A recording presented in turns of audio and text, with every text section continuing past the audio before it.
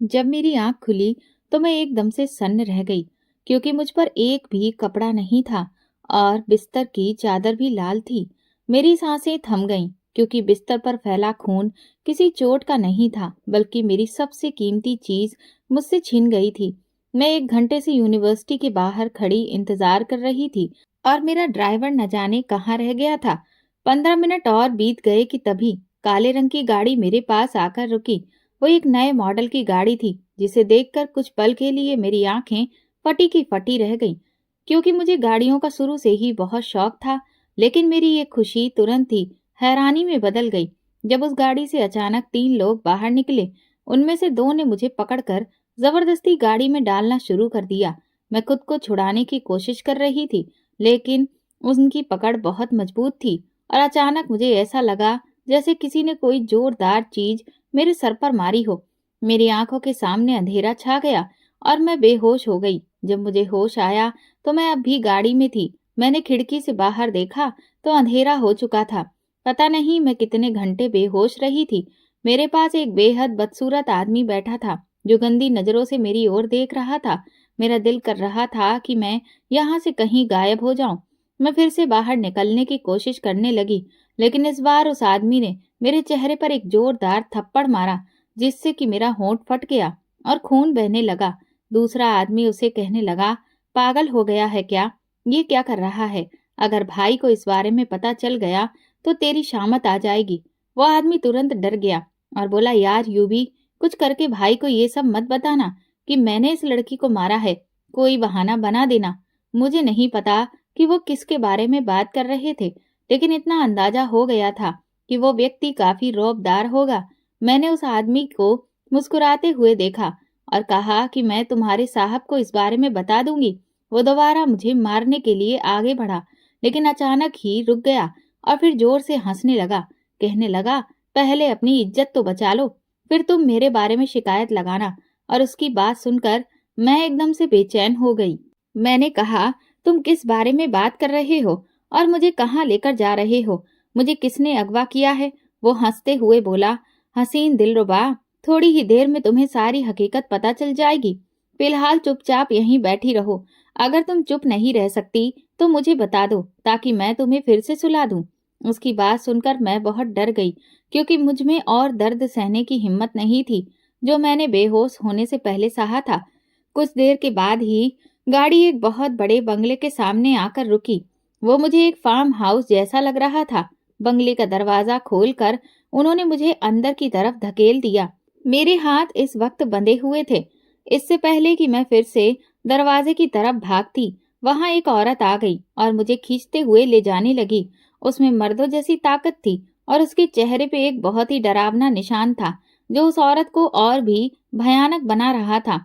मुझे लगा कि मैं ऐसी मुसीबत में फंस गई हूँ जिससे निकलना मेरे लिए अब नामुमकिन है। वो मुझे कमरे के अंदर ले गई और मेरे हाथ खोल दिए। अब मैं बिल्कुल आजाद थी। लेकिन इससे पहले कि मैं बाहर निकलने की कोशिश करती, अचानक किसी ने मेरी कलाई पकड़ी और मुझे अपनी तरफ खींचा। मैं जोर से उसके सीने से टकरा गई। उसके शरीर से किसी कीमती परफ्यूम की खुशबू आ रही थी। इससे पहले कि मैं मदहोश होती, उसने मेरे शरीर को एक ओर झटक दिया। मुझे ऐसा लगा जैसे मेरी हड्डियां हिल गई हों। मैंने डरते डरते सिर उठाकर देखा तो सामने एक बेहद खूबसूरत लड़का खड़ा था। वो लड़का मुझे कुछ जाना पहचाना लग रहा था, लेकिन याद नहीं आ रहा था कि मैंने उसे कहाँ देखा है। वो मेरी आंखों में बेहद गुस्से से देख रहा था। कहने लगा, तुम जानती हो मैंने तुम्हें यहाँ क्यों बुलाया है? मैंने जल्दी से ना में सिर हिला दिया। उसने अपना सिर मेरे कानों के पास झुकाया और मेरे कान की कोर को दांतों से दबाते हुए कहा। इसके साथ ही मेरा दिल जोर से धड़कने लगा था। इससे पहले कोई भी व्यक्ति मेरे इतने करीब नहीं आया था, ना ही मैंने किसी को अपने करीब आने की इजाजत दी थी। मैं बुरी तरह से छटपटा रही थी और खुद को उससे आजाद कराने की कोशिश कर रही थी, लेकिन उसकी पकड़ और भी मजबूत होती चली जा रही थी। कुछ देर बाद मुझे ऐसा लगा जैसे मेरी हड्डियां टूट जाएंगी। मैंने रोते हुए उससे कहा, भगवान के लिए मुझे छोड़ दो, मुझे बहुत तकलीफ हो रही है। वो मुस्कुराने लगा और कहने लगा, ये तकलीफ तो कुछ भी नहीं है। थोड़ी देर बाद जो तकलीफ होगी उसका असली मजा तुम्हें आएगा। और फिर उसने मुझे एक चीज सुंघाई, जिससे मेरा सिर बुरी तरह से चकराने लगा। बेहोश होने से पहले जो मंजर मैंने देखा, उसे देखकर मेरे रोंगटे खड़े हो गए। वह अपनी शर्ट के बटन खोल रहा था, साथ ही अपनी बेल्ट भी निकाल रहा था। प्लीज ऐसा मत करो, मैंने खुद को कहते हुए सुना, और फिर मैं बेहोश हो गई। जब मैं होश में आई तो जो मंजर मैंने देखा था, उसे देखकर मुझे लगा कि मेरे पैरों के नीचे से जमीन निकल गई हो। मैं सोच भी नहीं सकती थी कि मेरे साथ इतना बड़ा अन्याय हो सकता है। उस समय मैं ऐसे ही थी। मैंने जल्दी से खुद को एक चादर में ढकने की कोशिश की, लेकिन जब मैंने चादर की हालत देखी तो मेरी रही सही हिम्मत भी टूट गई थी। वो चादर उस समय लाल रंग के धब्बों से भरी हुई थी, और वो लाल रंग किसी और चीज का नहीं बल्कि खून का था। मैं चीख रही थी कि अचानक बाथरूम का दरवाजा खुला, और वो लड़का जो थोड़ी देर पहले मुझे धमकी दे रहा था, वॉशरूम के अंदर से बाहर निकला। वो उस समय बहुत ही खुश नजर आ रहा था। उसके चेहरे पर एक बहुत ही प्यारी सी मुस्कान थी, मगर उसकी ये मुस्कान मुझे बहुत जहर लग रही थी। मेरा बस नहीं चल रहा था कि इस इंसान को हमेशा के लिए खत्म कर दूं। मैं अभी इस हालत में बिल्कुल भी नहीं थी कि मैं उससे अपना बदला ले सकती। मैं तुमसे बहुत माफी चाहता हूँ। मैं तुम्हें मजा नहीं दे पाया, लेकिन मैंने तुम्हें एक सरप्राइज दे दिया है। मुझे यकीन है ये सरप्राइज देखकर तुम्हें बहुत खुशी महसूस हुई होगी। और फिर उसने मुझे एक आंख मारी और फिर कहने लगा, बिना शक तुम बहुत हसीन हो। तुम्हारा हुस्न मुझे बहुत पसंद आया, और मुझे यकीन है तुम हमेशा यूं ही मेरे दिल को सुकून पहुंचाती रहोगी। मैंने ऊंची आवाज में चिल्लाते हुए कहा, खबरदार, खबरदार, जो तुमने मेरे करीब आने की कोशिश भी की, मैं तुम्हें नहीं छोड़ूंगी। मैं तुम्हें जान से मार दूंगी। तुम्हारी हिम्मत भी कैसे हुई मेरे साथ ये सब करने की। ये कहकर मैं फिर से बैठकर रोने लगी। मुझे अब भी यकीन नहीं आ रहा था कि मैं अपनी इज्जत खो चुकी हूँ। वो कहने लगा, अच्छा तो चलो अपने आप को समेट लो, कहीं ऐसा ना हो कि मेरा इरादा फिर से बदल जाए। यार, बड़ी जालिम चीज हो। एक रात में मन ही नहीं भरा तुमसे। जी चाहता है फिर से तुम्हें अपनी बाहों में समेट कर जी भर कर, लेकिन फिलहाल अभी मुझे बहुत काम है। और वैसे मैं तो नहा चुका हूँ, मगर तुम्हें देखकर मेरा दिल कर रहा है कि एक बार फिर से नहा लूं। अगर तुम कहो तो मैं ये कहकर वो मेरी तरफ बढ़ा ही था कि मैं तेजी से पीछे हट गई और बिस्तर से टेक लगाकर बैठ गई। मैंने चादर को अपने चारों तरफ लपेट रखा था, लेकिन वो चादर मुझे पूरी तरह से ढक नहीं रही थी। मेरे पैर अब भी दिख रहे थे। मैंने उससे रोते हुए पूछा, तुमने मेरे साथ ये सब क्यों किया? उसने इस बात का जवाब नहीं दिया और मेरे पास आकर मेरे मुंह को जोर से दबोचते हुए कहने लगा, मुझसे किसी को भी सवाल करने की इजाजत नहीं है, और ना ही किसी को ये हक है कि वो मुझे इस तरह चिल्लाते हुए बात करे। तुम्हें इस बारे में पहले पता नहीं था, इसीलिए मैं तुम्हें माफ करता हूँ और तुम्हें आखिरी चेतावनी देता हूँ। अगर दोबारा तुमने यूं चिल्लाने या मुझसे बदतमीजी करने की कोशिश की तो मुझसे बुरा कोई नहीं होगा। जल्दी से अपने आप को ढको और फ्रेश हो जाओ। ये कहकर वो तेजी से कमरे से बाहर निकल गया। अब भी उससे जो खुशबू आई थी वो मैं अपने शरीर में भी महसूस कर रही थी। ऐसा लग रहा था जैसे उसने मेरे पूरे शरीर को उस खुशबू से भर दिया हो। मैं उस खुशबू से छुटकारा पाना चाहती थी, जो मुझे मुश्किल लग रहा था। जब मैं बिस्तर से उठी तो मेरा सिर चकराने लगा और मैं जोर से जमीन पर गिर गई। मेरे घुटने फर्श से टकराए थे, जिससे एक जोरदार आवाज पैदा हुई और मैं फिर दोबारा से चिल्लाने लगी। अचानक कमरे का दरवाजा खुला और वो व्यक्ति फिर से कमरे के अंदर दाखिल हुआ। इससे पहले कि वो मेरे पास आता, मैं गुस्से से दहाड़ती हुई बोली कि मेरे करीब मत आना। अगर तुम्हें मुझे हाथ भी लगाने की कोशिश की तो मैं खुद को खत्म कर लूंगी। मैंने साइड टेबल पर रखे परफ्यूम की बोतल को एक झटके से दीवार पे मारकर तोड़ दिया था और उसका कांच अपनी कलाई पर रख लिया था। उसने गहरी सांस ली और कहने लगा, अगर मुझे तुम्हारे करीब आने की जरूरत महसूस हुई तो तुम मुझे रोक नहीं सकती। फिलहाल तो मैं अभी तुम्हें सहारा देना चाहता हूँ। ये कहकर उसने मेरी बाह पकड़कर एक झटके से मुझे उठाया। मेरे हाथ में पकड़ा कांच उसने मुझसे लेकर दूर फेंक दिया था। गुस्से के मारे मेरा दिमाग साए साए कर रहा था, लेकिन उसका सहारा लेना जरूरी था, क्योंकि फिलहाल मैं इस हालत में बिल्कुल नहीं थी कि कोई व्यक्ति मुझे देख सकता। मगर उसने ना केवल मुझे देखा था, बल्कि मुझे इस्तेमाल भी कर चुका था, और ये सोचकर ही मेरी आंखों में फिर से आंसू बहने लगे थे। वो मुझे वॉशरूम के दरवाजे तक ले गया। मुझे लग रहा था कि वो भी वॉशरूम के अंदर ही दाखिल ना हो जाए, लेकिन नौकरानी की आवाज पर वो पलट गया और मुझे आंख मारते हुए कहने लगा, अभी तो तुम्हारी जान बच गई है, लेकिन मैं दोबारा तुम्हारे पास आऊंगा। वहीं जमीन पर मैं बैठ गई और शावर चालू कर लिया। अब मैं ऊंची आवाज में रो रही थी। मैंने हमेशा ही खुद को संभाल कर रखा था, लेकिन मैं नहीं जानती थी कि कोई मुझे इस तरह से बिखेर देगा कि बाद में संभलना ही मुश्किल हो जाएगा। मैं खुद को उससे जोर जोर से रगड़ते हुए साफ कर रही थी। उस इंसान के स्पर्श को अपने आप से मिटा देना चाहती थी। मेरे दिमाग में सिर्फ एक ही सवाल था कि आखिर उसने मेरे साथ ऐसा क्यों किया।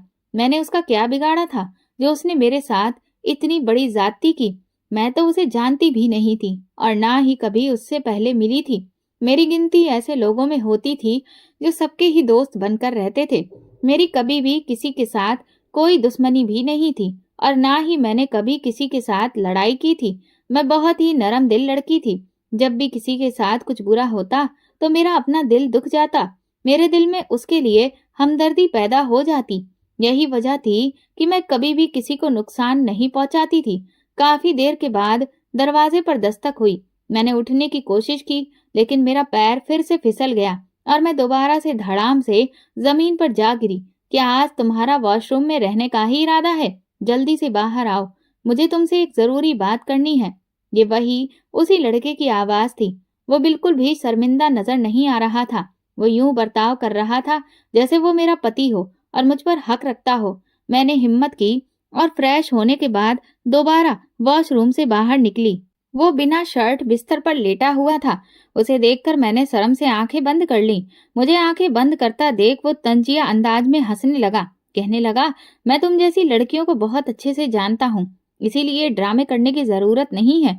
मैं जानता हूँ कि तुम दिल ही दिल में खुश हो रही होगी कि तुम्हें एक बहुत ही खूबसूरत लड़का मिल चुका है। उसकी बात सुनकर मेरा दिमाग तो सुन्न हो गया था। मैंने हिम्मत की और चलते हुए उसके पास आई। इससे पहले कि मैं उसके चेहरे पर थप्पड़ मारती, उसने मेरा हाथ पकड़ लिया और मेरे कान में गर्राते हुए कहने लगा, नो स्वीट हार्ट, अब नहीं। पहले तो तुम लोगों ने ये सब कुछ कर लिया था, लेकिन अब मैं ये सब करने की इजाजत नहीं दूंगा। वो इसके बाद भी बहुत सारी बातें कर रहा था, लेकिन मेरा ध्यान सिर्फ और सिर्फ एक ही बात पर अटक गया था। मैं सोच रही थी, उसके साथ मैंने ऐसा पहले कब किया कि आज तक मैंने किसी लड़के से खुलकर बात भी नहीं की थी। हाथ उठाना तो दूर की बात थी। कहने लगा, अपने छोटे से दिमाग पर इतना जोर मत डालो, वरना मुश्किल में फंस जाओगी। उसने मेरे सर पर हल्की सी चपत मारते हुए कहा था। कुछ देर पहले का दृश्य याद करके मेरी आंखों में फिर से आंसू आ गए। मैंने गुस्से से उसका कॉलर पकड़ा और कहा, तुमने मेरे साथ ये सब क्यों किया? आखिर मैंने तुम्हारा क्या बिगाड़ा था? उसने सख्त शब्दों में कहा, मेरा कॉलर छोड़ो। लेकिन मैंने उसका कॉलर नहीं छोड़ा और उसकी आंखों में ही देखती रही थी। तभी उसने मेरी बाह पकड़ी और उसे जोर से मरोड़ते हुए कहने लगा, तुम्हारे साथ मैंने ये सब इसलिए किया क्योंकि तुम इसी लायक थी। मैंने कहा कि मैंने तुम्हारे साथ कभी कुछ गलत नहीं किया था। मैं तो तुम्हें जानती भी नहीं हूँ, फिर तुम मुझे इतनी बड़ी सजा कैसे दे सकते हो? तुम मेरी इज्जत के साथ कैसे खेल सकते हो? तुम्हारी अपनी भी तो बहन होगी। खबरदार, अगर तुमने मेरी बहनों का नाम भी लिया तो मैं तुम्हारी जुबान खींच लूंगा। उसने गुस्से से फटते हुए कहा और मुझे बेड पर धक्का दे दिया। वो फिर से मदहोश होने लगा। उसकी आंखों में उतरती खुमारी देखकर मैं तेजी से ना में सिर हिलाने लगी और उसके सामने हाथ जोड़ दिए। नहीं, भगवान के लिए ये सब कुछ मत करो। तुम मुझे क्यों बर्बाद करने पर तुले हुए हो? क्यों मुझे तकलीफ दे रहे हो? तुम नहीं जानते मैं कैसे अंगारों पर लौट रही हूँ। एक लड़की की इज्जत उससे छिन जाना कितनी बड़ी बात होती है, तुम नहीं समझ सकते। मेरी बात सुनकर वो हंसने लगा और बोला, तुम्हें तकलीफ देने के लिए ही तो लाया हूँ। और तुम्हें क्या लगता है कि मैं तुमसे प्यार करूंगा या तुमसे शादी करना चाहता हूँ? अरे, तुम्हारे जैसी लड़कियों पर तो मैं थूकना भी पसंद नहीं करता। वो फिर से मेरी तरफ बढ़ने लगा। वो मेरे करीब आ चुका था और मैं पीछे हटती जा रही थी। उसने मेरा हाथ पकड़ा और मुझे अपने पास खींच लिया। मैंने उसके सीने पे हाथ रख दिए, उसे अपने से दूर धकेलने लगी। वो चुपचाप से दृश्य देख रहा था। उसकी आंखें मेरे चेहरे पर जमी हुई थीं। मुझे अपना चेहरा जलता हुआ महसूस हो रहा था। कुछ देर बाद मुझे देखते रहने के बाद बोला, अच्छा, देखता हूँ तुम्हारे अंदर कितना दम है। आखिर कब तक तुम मुझे खुद से दूर रख सकती हो? चलो, मैं अपना मामूली सा भी जोर नहीं लगाता। मुझे सिर्फ अपने ऊपर से हटाकर दिखाओ। मैंने उसे जोर से पीछे धकेला, लेकिन ऐसा लग रहा था जैसे मेरे ऊपर कोई इंसान नहीं बल्कि कोई बुलडोजर हो। बस यही ताकत थी तुम्हारी। ये कहकर वो खुद ही मेरे ऊपर से हट गया और फिर कमरे से ही निकलता चला गया। मैंने भगवान का धन्यवाद किया कि उसने मुझे हाथ नहीं लगाया था।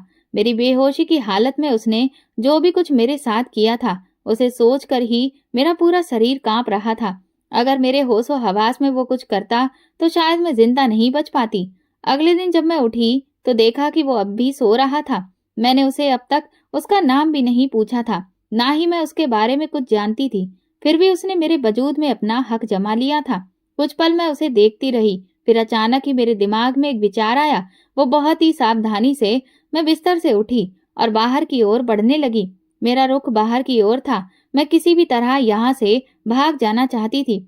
मुझे यकीन था कि अगर मैं यहाँ से एक बार भाग गई तो मैं बच पाऊंगी। मैं अभी उसके ही कपड़ों में थी। इससे पहले कि मैं घर के बाहरी दरवाजे तक जाती, किसी ने मेरी बांह पकड़ी और जोर से अपनी ओर खींच लिया। मैंने ऊपर देखा तो वही जालिम इंसान था। कहने लगा, तुम्हारी हिम्मत भी कैसे हुई मेरी इजाजत के बिना कमरे से बाहर निकलने की। उसकी बात सुनकर मैंने बेहद गुस्से से उसकी तरफ देखा। न जाने मेरे दिमाग में क्या आया, मैंने उसके चेहरे पर गुस्से के मारे थूक दिया। कुछ पल तो वो हैरत से मेरी ओर देखता रहा, फिर उसने मुझे घसीटते हुए कमरे के अंदर ले जाने लगा। कहने लगा, तुम जैसी लड़कियों को इज्जत रास नहीं आती। तुम मुझसे पूछ रही थी ना कि मैं तुम्हें यहाँ क्यों लाया हूँ, तो अब तुम देखो और सुनो। कुछ देर बाद उसने मोबाइल पे एक कॉल लगाई। मोबाइल पे दिखाई जाने वाली जो तस्वीर मैंने देखी थी, तो एक पल के लिए मेरा दिल तेजी से धड़क उठा था। वो तस्वीर किसी और की नहीं बल्कि मेरे पापा की थी। उसने मेरे पापा को वीडियो कॉल लगाई थी। फिर उसने कैमरा मेरी तरफ किया। जब मेरे पापा ने मेरे चेहरे की ओर देखा तो उसके चेहरे पर अविश्वास छा गया था। वो मेरे पापा से कहने लगे, देखिए, आप कहते थे ना कि मैं कुछ नहीं कर सकता, लेकिन मैंने आपकी बेटी को अपनी मोहब्बत में गिरफ्तार कर लिया है। अब ये मेरे बिना नहीं रह सकती। कल रात हमने बहुत रंगीन और बहुत ही अच्छी रात गुजारी है। हमें ये रात सारी जिंदगी याद रहेगी। मैं तेजी से ना में सिर हिला रही थी, लेकिन उसने मोबाइल मुझसे हटा लिया। मैंने उसके हाथ से मोबाइल छीनने की कोशिश की, लेकिन उस वक्त उसके चेहरे पर चट्टानों जैसी सख्ती थी। पता नहीं उसकी आंखें लाल अंगारे क्यों हो रही थीं। ऐसा लग रहा था जैसे उसमें खून छलक आया हो। ऐसा महसूस हो रहा था जैसे इस वक्त वो बहुत बड़े दर्द से गुजर रहा हो। मैंने उसके साथ जबरदस्ती मोबाइल छीनने की कोशिश की तो उसने एक जोरदार थप्पड़ मेरे चेहरे पर दे मारा और मेरी आंखों के सामने अंधेरा छा गया और फिर मैं बेहोश हो गई। और जब उसकी हकीकत मुझ पर खुली थी तो मेरा दिल भी उसके दर्द पर तड़प उठा था। उसने मुझे बताया कि वो अपने माता पिता के साथ एक शांतिपूर्ण जीवन जी रहा था। उसे किसी चीज की कोई लालसा नहीं थी, ना तो उसे दौलत पसंद थी और ना ही ऐसो आराम। वो एक सुकून भरी जिंदगी जीना चाहता था। पर उसके पास जमीनें थीं और इसके साथ ही वो शहर में फल भी बेचते थे। एक बार मेरे पापा भी उनसे फल खरीदने गए थे। शायद कोई सड़ा हुआ फल थैले में चला गया, जिससे मेरे पापा गुस्से में आ गए और फिर रोहित के पापा को बुरा भला कहने लगे। रोहित के पापा सब कुछ संभालने की कोशिश कर रहे थे, लेकिन मेरे पापा हद से आगे बढ़ते जा रहे थे। जब बात हद से ज्यादा बढ़ गई तो रोहित के पापा भी अपनी शालीनता भूल गए और मेरे पापा को उनके ही अंदाज में जवाब देने लगे। जब मामला हद से ज्यादा बढ़ गया तो मेरे पापा ने वो ठेला ही पलट दिया और फलों को पैरों से कुचलने लगे। उन्होंने रोहित के पापा का कॉलर पकड़ा और उनके चेहरे पर एक जोरदार थप्पड़ भी मार दिया और कहा, गरीब कुत्ते, तू अपने आप को समझता क्या है और तेरी हिम्मत भी कैसे हुई कि तूने मुझसे इस तरह की बात कही। क्योंकि मेरे पापा के पास बड़ी गाड़ी थी, उनके साथी भी उनके साथ में थे, इसीलिए कोई भी आगे नहीं बढ़ रहा था और किसी ने भी रोहित के पापा को नहीं छुड़ाया। पहले उन्होंने रोहित के पापा को थप्पड़ से मारा और फिर उस सबके सामने उन्हें बुरी तरह से बेइज्जत भी कर दिया। जब रोहित उस वक्त छोटा था, वो जानता था कि वो अभी इसका बदला नहीं ले पाएगा, इसीलिए उसने इंतजार और मेहनत करना शुरू कर दिया। रोहित के पापा एक नरम दिल इंसान थे और इज्जत की जिंदगी जी रहे थे। जब उसकी सबसे सामने इतनी ज्यादा बेइज्जती हुई तो वो बहुत दिल पर ले गया और उनका दिल टूट गया और सबसे अलग थलग रहने लगे थे। थोड़े ही समय के बाद उनकी मौत हो गई थी। किसी को भी नहीं पता था उनकी मौत किस वजह से हुई थी, लेकिन रोहित अच्छी तरह से जानता था कि उसके पापा अपनी बेइज्जती बर्दाश्त नहीं कर पाए थे और तभी से उसने ये तय कर लिया था कि वो मेरे पापा से बदला लेगा। पहले उसने दिल लगाकर पढ़ाई की, उसके बाद उसे एक ऐसे व्यक्ति की संगति मिली जो न केवल बहुत अमीर था बल्कि शहर का बहुत बड़ा गुंडा भी था। रोहित क्योंकि एक चालाक दिमाग का मालिक था, इसलिए उसने रोहित को अपने साथ मिला लिया और फिर थोड़े ही समय के बाद रोहित ने उसकी जगह ले ली। अब ये बंगला, ये गाड़ी, ये सब कुछ उसकी वजह से वो लंबे समय से मेरे पापा से बदला लेने के बारे में सोच रहे थे, लेकिन उसे समझ में नहीं आता था कि वो कौन सा तरीका अपनाए जिससे मेरे पापा बुरी तरह से टूट जाएं। और फिर थोड़े ही समय के बाद उसे पता चला कि मेरे पापा मुझसे बहुत प्यार करते हैं। उसने मेरा शिकार करने का फैसला किया। पहले उसने मुझे मोबाइल पर ट्रैक करने की कोशिश की। मुझे अच्छी तरह याद है कि 1 महीने पहले तक मेरे मोबाइल पे अननोन नंबर से अनजान मैसेजेस आते थे, लेकिन मैं अपने काम से काम रखने वाली लड़की थी, इसीलिए ऐसी बातों पर ध्यान नहीं देती थी। मैं हर रोज कोई न कोई नंबर ब्लॉक करती। जब रोहित को पता चला कि इस तरह बात नहीं बनेगी, तो उसने मुझे उठवा लिया और अब एक वीडियो में मेरी आंखों के सामने चल रहा था जिसमें वो मेरे बेहद करीब था। वो मेरे चेहरे की तरफ देखकर मुस्कुरा रहा था और फिर अचानक ही वो बेहद मेरे करीब आ गया। मेरे होठों पे उंगली फेरते कहने लगा, वैसे रिया, तुम बहुत ही खूबसूरत हो। एक बार को तो मेरा दिल तुम पे ही मचल उठा कि सब कुछ भूल भाल कर तुम्हें अपनी बाहों में समेट कर अपने दिल की प्यास बुझा ही लेता हूँ। तुम्हारे बाप से भी बदला पूरा हो जाएगा और मुझे भी तुम जैसी खूबसूरत लड़की की संगत मिल जाएगी। लेकिन क्या करूं, मेरा ज़मीर ये सब कुछ गवारा नहीं करता। मैं एक लड़की की बिना मर्जी से उसके साथ रिश्ता बनाऊं। मैं आंखें फाड़े रोहित को देख रही थी। इसका मतलब कि उसने मेरे साथ कुछ भी नहीं किया। मैं आगे आकर उसके मुंह से कुछ ऐसा ही सुनने के इंतजार में थी। उसकी बाहों के सिकंजे अब तक मेरी कमर पे मजबूती से थे। मेरे बालों की लट से खेलते हुए वो कहने लगा, उस रात मैंने तुम्हें सिर्फ बेहोश किया था और तुम्हें ये जताने की कोशिश की थी कि मैं तुम्हारे करीब आ रहा हूँ, और तुम्हें बेहोश होने के बाद मैं तुम्हारे थोड़ा सा करीब हुआ था और ये वीडियो बनाई थी। उसके बाद बेड की चादर पर लाल रंग के धब्बे और तुमसे कपड़े हटाने का काम मेरी नौकरानी सरोजनी ने किया था। खुश हो जाओ कि मैंने तुम्हारे साथ कुछ भी नहीं किया। ये कहकर उसने एक झटके से मुझे बेड पर धक्का दिया और मैं आंखें फाड़े उसे देख रही थी। यानी वो मुझे बदनाम करना चाहता था। मेरे बाप ये जाहिर करना चाहता था कि वो मुझे बदनाम कर चुका है, जिससे कि मेरे बाप को लगे कि मैं अपनी इज्जत गवा चुकी हूँ। और जाहिर सी बात है, ये सदमा किसी भी बाप के लिए बहुत बड़ा हो सकता था कि उसकी बेटी अपनी इज्जत गवा दे। मैं आंखें फाड़े उसे देख रही थी। वो फिर से मेरे करीब बेड पर आकर बैठ चुका था। फिर कहने लगा, रिया, जानती हो, मैं उस वक्त सोच रहा था जब तुम्हारे पापा ये वीडियो देखेंगे, यकीन नहीं आ रहा मुझे ये वीडियो देखकर उन्हें इतनी खुशी होगी कि वे भगवान के पास जरूर पहुंच जाएंगे, क्योंकि मैं गारंटी से कह सकता हूँ कि उन्हें हार्ट अटैक तो पक्का होगा। रोहित की बात सुनकर मैंने उसके हाथ पकड़े, उससे मिन्नतें करते हुए कहा, भगवान के लिए ऐसा मत करो। मेरे पापा ये तकलीफ बर्दाश्त नहीं कर पाएंगे। वो मुझसे बहुत प्यार करते हैं, लेकिन वो मेरी कोई भी बात सुनने के लिए तैयार नहीं था। उसने बड़े ही खूबसूरत अंदाज में मेरी लट मेरे कान के पीछे कर दी और कहा कि तुम्हें ये वीडियो मिल जाएगी और फिर तुम दोनों बाप बेटी का काम हमेशा के लिए खत्म हो जाएगा। फिर वो अपनी नौकरानी को आवाज लगाने लगा, सरोजनी, तुम कहाँ हो? थोड़ी ही देर के बाद उसने नौकरानी को आवाज लगाई और नौकरानी फौरन ही कमरे में आ गई। कहने लगा, अब इस लड़की को धक्के मारकर इस घर से बाहर निकाल दो। अब इस लड़की की इस घर में कोई भी जगह नहीं है। मैं अपना काम कर चुका हूँ। अब ये लड़की मेरे किसी काम की नहीं। उसकी बात सुनकर मैं हैरानी से उसके चेहरे की तरफ देखने लगी। मुझे बिल्कुल भी उम्मीद नहीं थी कि वो मेरे साथ ये सब कुछ करेगा। मैं तो ना जाने क्या क्या सोच रही थी। इस बात में कोई संदेह नहीं था कि मैं इस बात की कायल हो गई थी कि वो बहुत ही मजबूत कैरेक्टर का इंसान था।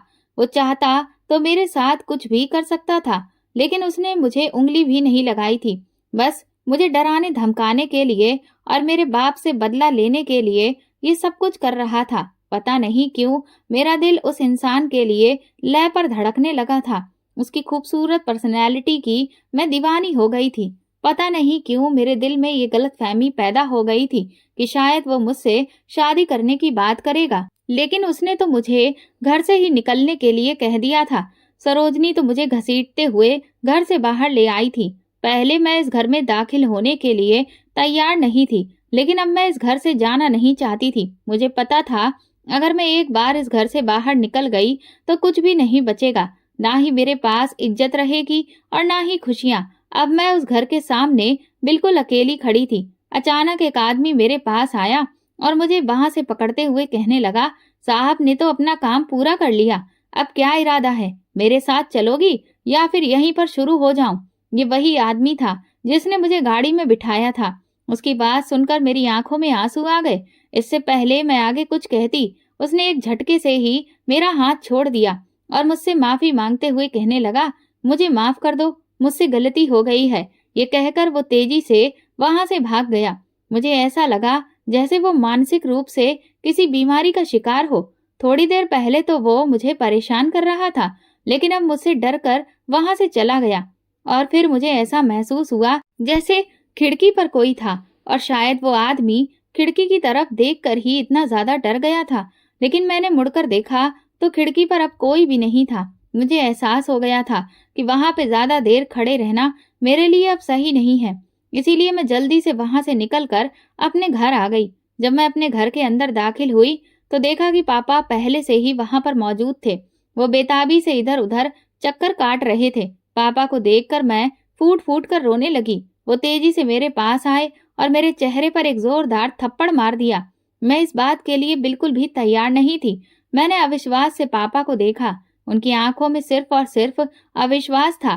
तो इसका मतलब उसने ये वीडियो भेज दी थी। मैंने मन ही मन सोचा, लेकिन उसने वीडियो नहीं भेजी थी। लेकिन जिस अंदाज में वो मेरी इस कदर करीब था, ये सब देखकर पापा गलतफहमी का शिकार हो गए थे।